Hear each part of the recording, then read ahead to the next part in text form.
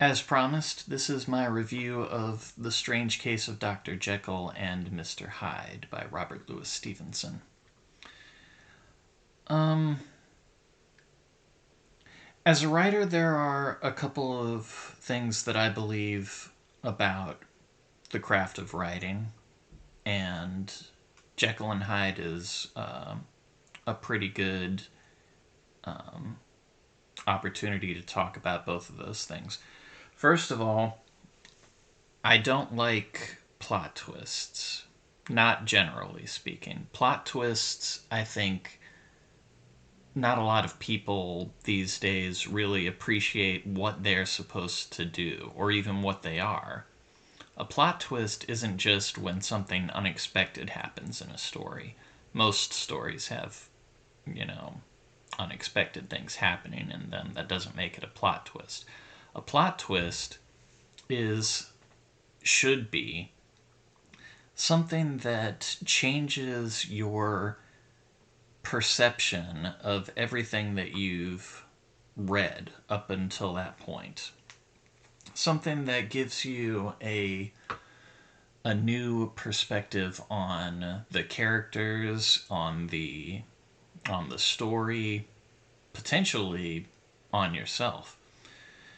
So obviously any kind of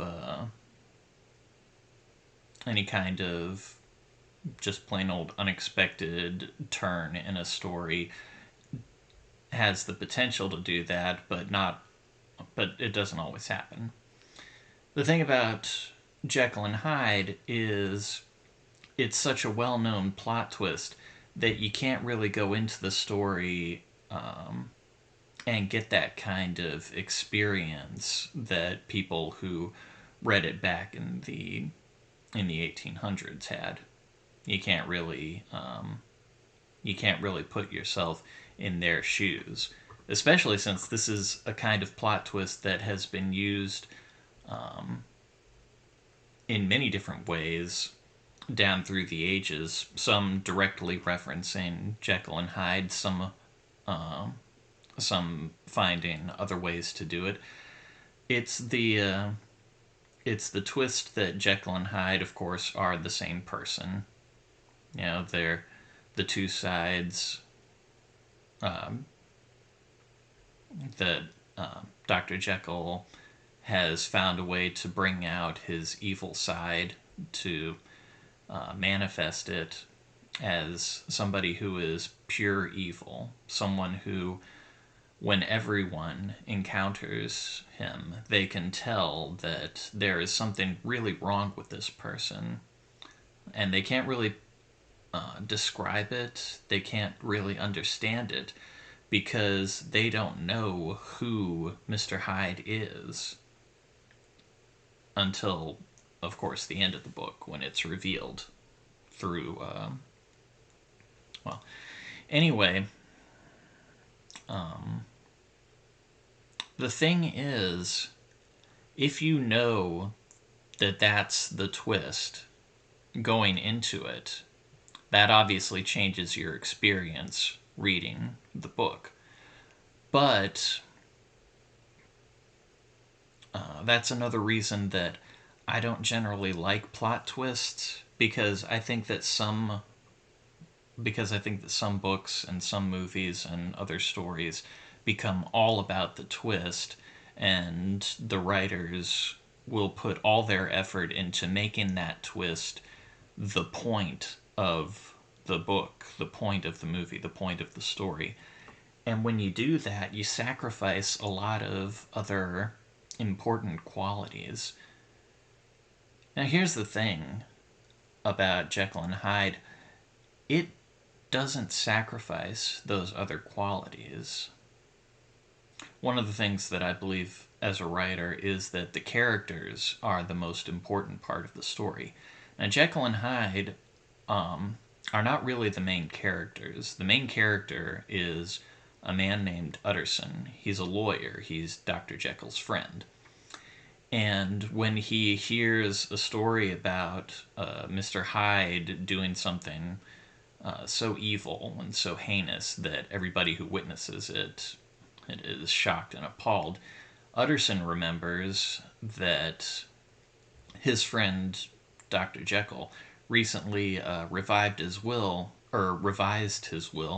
saying that if anything should happen to him, if he should die, then Mr. Hyde should take over his estate. And Mr. Utterson is so confounded by this. He's so confused. He's like, but Dr. Jekyll's a good man, and why would he will his estate to this clearly evil person? He he speculates that perhaps Jekyll has some secret in his past that Mr. Hyde is blackmailing him over or something. And that sets up a bit of a mystery for first time readers, for people who don't know who Jekyll and Hyde are to each other. That sets up characters that the readers can be invested in. Readers will hear about these characters and want to know what their fates are. They'll want Hyde to be punished. They'll want Jekyll to be exonerated, and that will keep them reading until the eventual plot twist is revealed. Maybe they don't know that there is a plot twist. They know there's some mystery, but they don't know that they're about to be given this grand theme of a person trying to explore their inner darkness. It was probably a pretty unique trope back in Robert Louis Stevenson's day. Like I say, a lot of people have used that trope down through the ages since.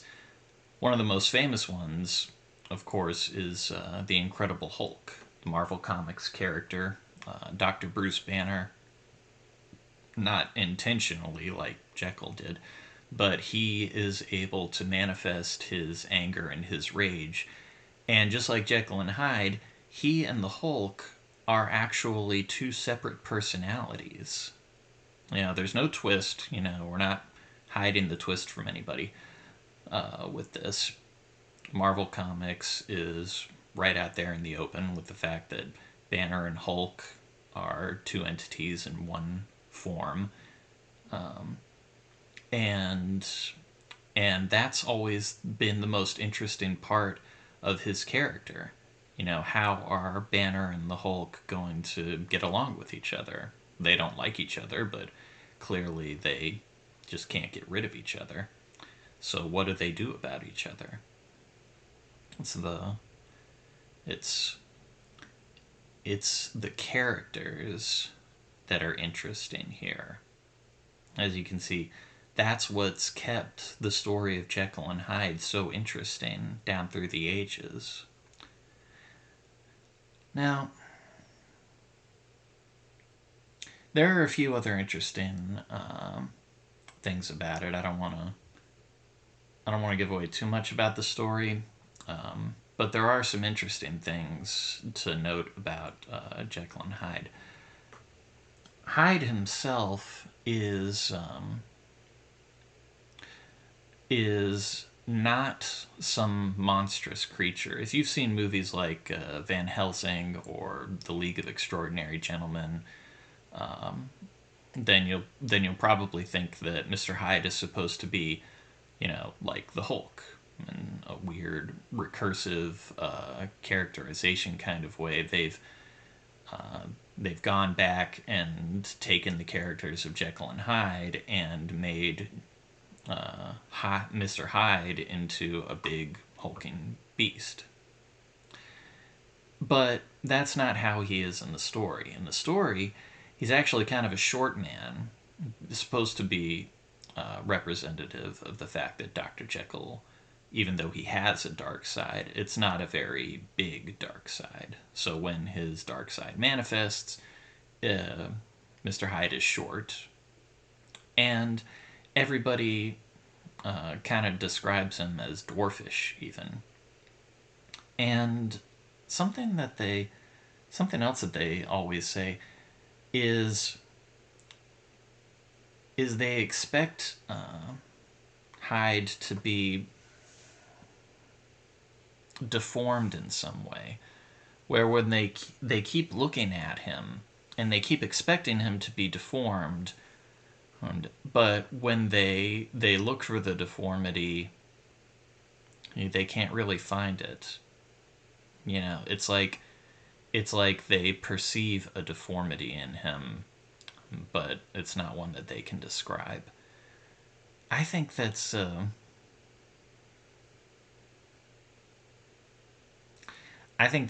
perpetuation of the old prejudice that anybody who's deformed must be evil in some way and should be shunned. But really, if it weren't for the fact that Mr. Hyde was so small, he would look perfectly normal. He, is even described as young, and even though he sets off people's spidey sense, he's still a fairly normal looking person. So I think that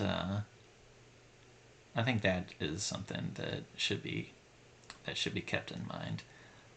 Also, Henry Jekyll, he does have friends. He does have people who care about him. Even the butler and the other people who work at his estate, they know him to be a good man, and they're distressed that he has given them orders to follow Mr. Hyde's orders, and and when things get bad, they turn to Mr. Utterson, Jekyll's friend and lawyer, and try to get him to solve the mystery and to help them decide what to do.